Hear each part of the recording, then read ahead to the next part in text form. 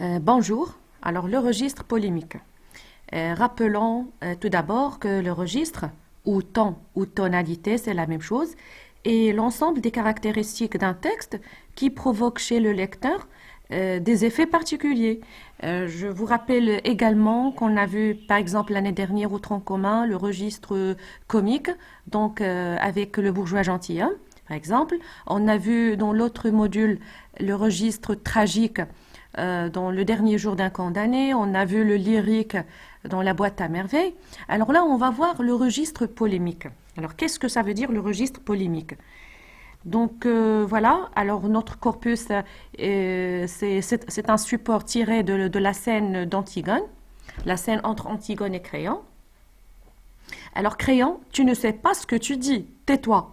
Antigone, si je sais ce que je dis, mais c'est vous qui ne m'entendez pas. Ma tombe d'où je vous parle maintenant est un royaume.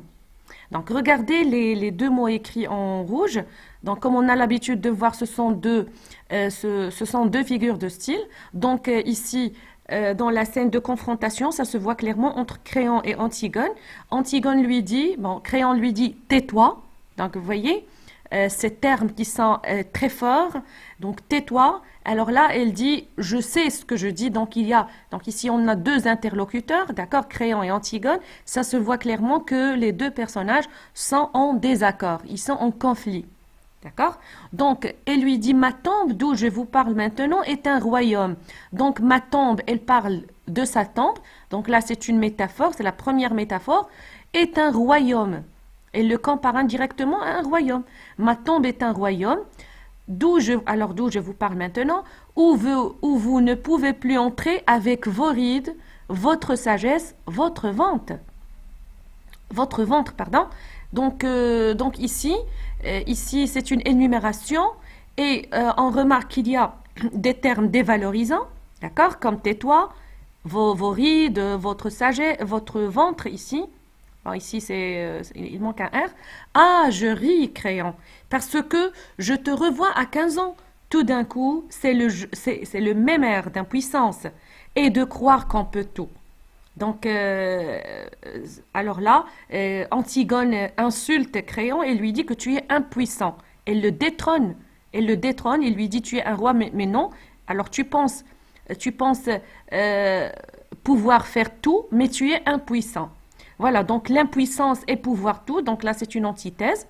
La vie t'a seulement ajouté ces milliers de rides, des milliers de rides, donc c'est une hyperbole, et ces tonnes de graisse. Ça aussi, c'est une hyperbole. D'accord? Et en même temps, ce sont des termes dévalorisants. Donc, remarquez que les procédés de ce registre, lorsqu'on est en désaccord, lorsqu'on est dans le registre polémique, on est aussi dans les procédés de modalisation. D'accord? Donc là, on exprime notre subjectivité. Alors on exprime notre désaccord, voilà. Donc ici, les termes dévalorisants, aussi les types de phrases, regardez, elle s'exclame ah, alors là, elle dit ah, donc elle pose des questions. Mhm. Donc là aussi, on a une autre phrase exclamative. Donc la ponctuation aussi est un procédé de modalisation. Et ces mêmes procédés de modalisation nous servent ici comme des procédés de ce registre qui est le registre polémique. Donc là, elle s'exclame, elle pose des questions. D'accord? Elle pose des questions, elle utilise des termes dévalorisants, tais-toi. Bon, c'est lui qui dit, bon, les deux protagonistes utilisent des termes dévalorisants, tais-toi, des rides, des milliers de rides, des tonnes de graisse autour de toi.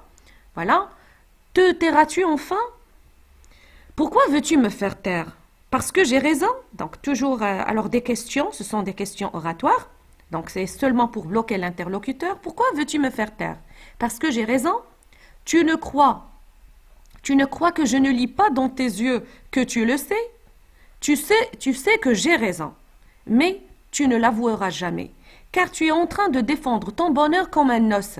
Donc là, c'est une comparaison et qui apporte aussi un sens péjoratif, un terme dévalorisant, donc comme un os, et ça renvoie à l'image d'un chien.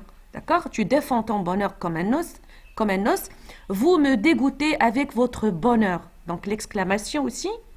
votre détestable bonheur, qu'il faut, donc là, on a une répétition, votre bonheur, qu'il faut aimer coûte que coûte. On dirait des chiens, donc c'est une autre comparaison, on dirait des chiens qui lèchent tout ce qu'ils trouvent.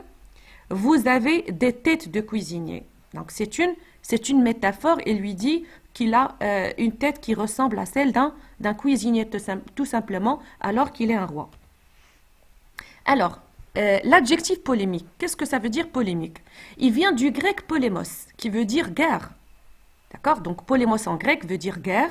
La tonalité polémique se caractérise par une confrontation entre deux personnes, comme on a vu dans cette discussion, dans une discussion violente, une dispute, une querelle ou un débat. Donc, pour dire la même chose, donc on est en désaccord, une discussion violente, une dispute, une querelle, un débat, où chaque interlocuteur cherche à convaincre son adversaire, d'accord, à lui montrer son erreur, il est dans l'erreur, à le réduire au silence et parfois à le rabaisser. D'accord? Donc ce sont tous des objectifs, ou bien pour le convaincre, ou bien pour le réduire au silence tout simplement, ou bien pour le rabaisser. D'accord? Ces procédés sont aussi des procédés de modalisation, comme on a vu dans le dialogue entre Antigone et Créon, comme le vocabulaire péjoratif, d'accord, ou mélioratif. Bon, je peux insulter mon interlocuteur tout en mettant en valeur ma position ou bien mon poids, d'accord, mon point de vue qui est mélioratif, d'accord, laudatif, mélioratif, et le péjoratif pour insulter l'autre, des adjectifs dévalorisants, des adverbes ou expressions de jugement, sûrement, certainement, d'accord, et des figures de style comme les figures d'opposition, ou bien les hyperboles, comme on a vu dans le dialogue, alors des figures de style à valeur péjorative et quelques types de phrases marquant la subjectivité. Alors ce sont les procédés du registre polémique et on va les voir dans ce tableau d'une manière plus claire. Alors les procédés de ce registre, premièrement, on a les types de phrases. Pour la phrase impérative, elle sert, alors sa fonction, qu'est-ce qu'elle sert? À quoi elle sert? Elle sert à interpeller l'interlocuteur, le provoquer, d'accord? Une phrase impérative comme tais-toi, assis-toi, viens ici, arrête, d'accord? Alors interpeller l'interlocuteur, le provoquer, l'intimider, comme on a vu dans le texte, tais-toi, ne me parle pas comme ça. Ensuite, on a la phrase interrogative, c'est pour déstabiliser, coincer l'interlocuteur, donc ces questions rhétoriques qu'on a vues. Pourquoi veux-tu me faire taire, par exemple? Des phrases exclamatives pour exprimer l'état de sentiment du locuteur.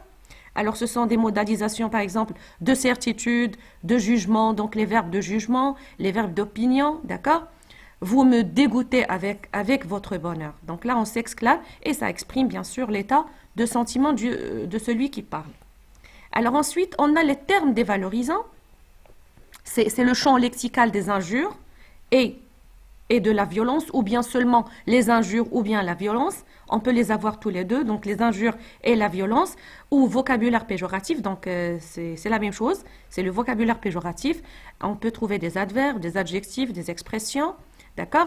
Leur fonction, c'est affaiblir son interlocuteur en le tournant en dérision, ça veut dire se moquer, humilier, mépriser, bafouer, insulter, etc. Donc ce sont les fonctions de ces termes. Dans le texte, qu'est-ce qu'on a lu par exemple? Tu es laide. Des chiens qui lèchent, donc regardez des chiens, laide, tête de cuisinier, lâchez-moi, donc là c'est la violence, carrément elle est gestuelle, donc elle peut être verbale seulement par la parole, et elle peut être gestuelle, donc on peut secouer l'interlocuteur, par exemple lui tordre la main, le gifler peut-être, donc lâchez-moi, vous me faites mal au bras, d'accord? Donc aussi, alors voilà. Donc on a les termes dévalorisants, donc on révise, on a les types de phrases, les termes dévalorisants et on a aussi les figures de style. Donc les figures de style comme la comparaison, la métaphore et l'hyperbole. L'hyperbole, donc la fonction c'est émouvoir l'interlocuteur, c'est toucher l'interlocuteur et frapper son imagination. Alors on a vu dans le texte, ton bonheur comme un os, ma tombe est un royaume, donc c'est une métaphore qu'on a vue, ces milliers de rides, c'est une hyperbole. D'accord?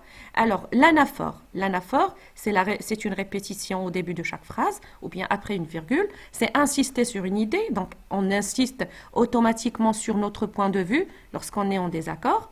D'accord? Donc, votre bonheur, votre détestable bonheur, regardez ces répétitions.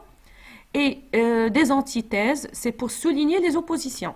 C'est vous qui êtes laid, même les plus beaux. Donc, dans le texte, le dialogue avec Antigone et Créon, entre Antigone et Créon, elle dit « Vous êtes laid, même les plus beaux ». Donc là, elle a marqué cette antithèse.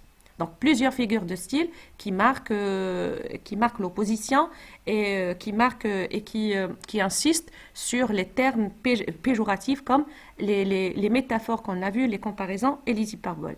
Voilà. Alors, pour application, c'est un exercice d'application. Identifier les procédés du registre polémique dans les phrases suivantes. Alors, on va identifier les mêmes procédés qu'on a vus dans ces phrases. Alors, A, les cadavres. Et les cadavres, dit, et la terre, ça ne te fait pas peur à toucher? Tu dis leurs sales mains, regarde un peu les tiennes. Donc, ici, ce sont les gardes qui parlent à Antigone. D'accord?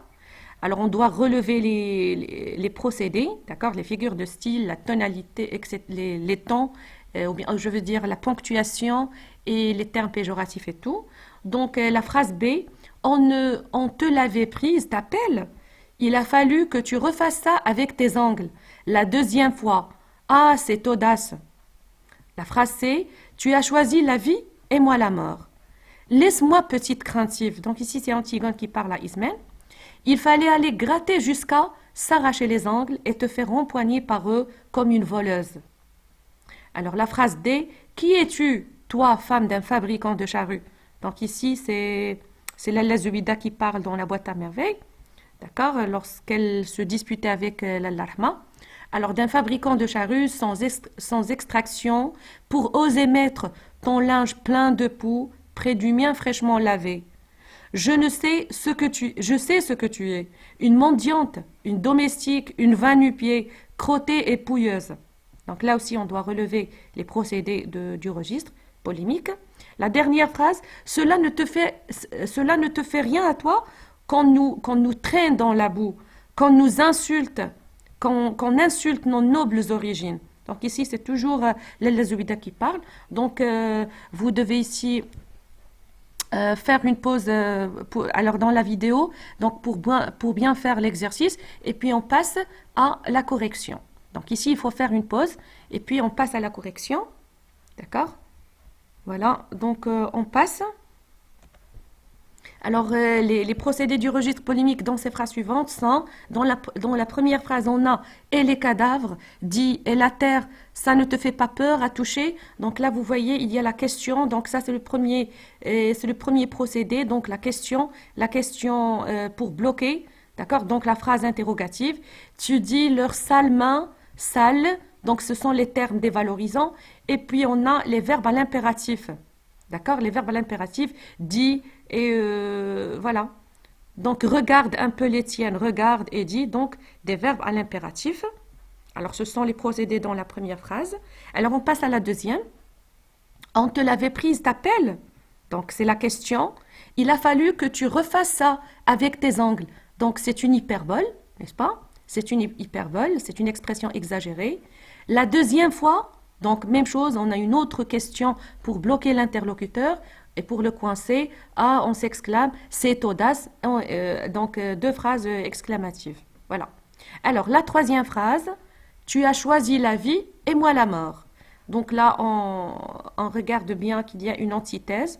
Donc, c'est une figure de style. La vie et la mort, tu as choisi la vie et moi la mort. D'accord? Et c'est pour marquer deux positions opposées. Alors, laisse-moi petite craintive. Donc là, c'est le laisse-moi, donc c'est l'impératif. Petite craintive, c'est un terme dévalorisant, d'accord, péjoratif. Il fallait aller gratter jusqu'à s'arracher les ongles, donc c'est une hyperbole, d'accord, et te faire empoigner par eux comme une voleuse. Donc, terme dévalorisant. Alors, je vous signale ici que dans ce registre, le registre polémique, alors on a relevé ces procédés. Alors, avec le registre polémique, on peut avoir aussi la satire, ou bien le satirique, lorsqu'on critique l'interlocuteur. D'accord? Et il peut y avoir aussi de l'ironie. L'ironie où on fait entendre le contraire de ce qu'on dit. D'accord? Donc l'ironie qui fait entendre le contraire de ce que l'on dit dans le but de se moquer. Donc là, ce sont deux tonalités qui vont de pair, qui vont ensemble parfois avec le registre polémique. Donc on peut, lorsqu'on se moque, on peut même signaler qu'il y a le polémique et lorsqu'on critique, on peut signaler aussi qu'il y a la critique, qu'il y a la satire. D'accord? Alors on passe à la phrase D. Qui es-tu toi, femme d'un fabricant de charrues, sans extraction, donc c'est un terme dévalorisant, pour oser mettre ton linge plein de poux près du mien fraîchement lavé. Donc plein de poux et fraîchement lavé, c'est une antithèse. Et ça aussi, c'est un terme dévalorisant lorsqu'on dit à quelqu'un qui a des poux. D'accord? Donc je sais ce que tu es. Une mendiante, une domestique, une va-nu-pied, crottée et pouilleuse, ce sont des termes dévalorisants, des termes péjoratifs. Voilà. Alors la dernière phrase. Cela ne te fait rien à toi, qu'on nous traîne dans la boue. Donc ici, c'est l'Allah qui parle, dans la boue, donc c'est un terme dévalorisant, qu'on insulte nos nobles origines, insulter, c'est péjoratif, et il fait une antithèse avec les nobles, avec le mot noble, insulter et nos nobles origines, donc c'est une antithèse. Donc les procédés, on a antithèse, on a terme dévalorisant, et on a phrase exclamative. Voilà. Alors ce sont les procédés du registre polémique ou bien de la tonalité polémique et on a dit qu'ils vont de pair avec le satirique et l'ironique. D'accord? Donc je pense que ça sera plus facile de relever dans un texte tous ces procédés et de déduire le registre après l'étude de n'importe quel texte.